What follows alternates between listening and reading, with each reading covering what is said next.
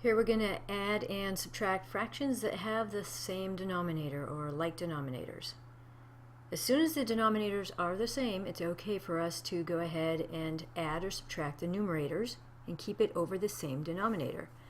And I like to think of this in terms of eating pizza, because if I eat 1/5 of a pizza and then I go ahead and eat another 3/5 of it, well, that means I've eaten a total of 4/5 of the pizza. So it makes sense that we're keeping the same denominator when we're adding fractions that have a like denominator. Let's see, so next one, 5/6 minus 3/6. If I have a 6 for a like denominator, I keep the denominator. Then I go ahead and do whatever the numerators have happening to them, in this case subtraction, 5 minus 3. So 5 minus 3 over 6 gives us 2 over 6. And we're almost done with this one. As long as you can reduce a fraction, then you pretty much have to reduce it. Most of the time, that's a good rule of thumb. So if I have 2 over 6, I want to cancel out or divide out common factors. And you can do this a couple ways. You could think of dividing it by a 2, top and bottom, so that gives me a 1, and 6 by 2 gives me a 3, and that gives us 1/3.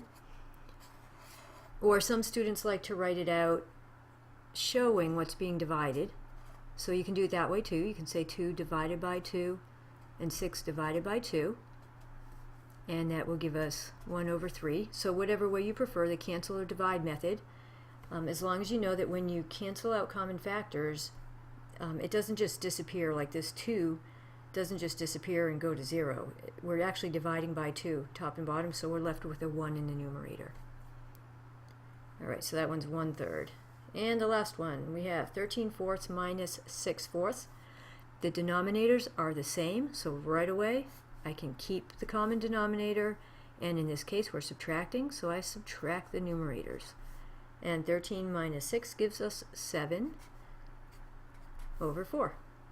And we can leave that as an improper fraction answer, or change it over to a mixed number. So we do 7 divided by 4. So let's see, 4 goes into 7 once, and it's 3 away from 7, so that would be a remainder of 3 over, and always keep the denominator, so it would be 1 3/4. And that would be the mixed number format for the answer.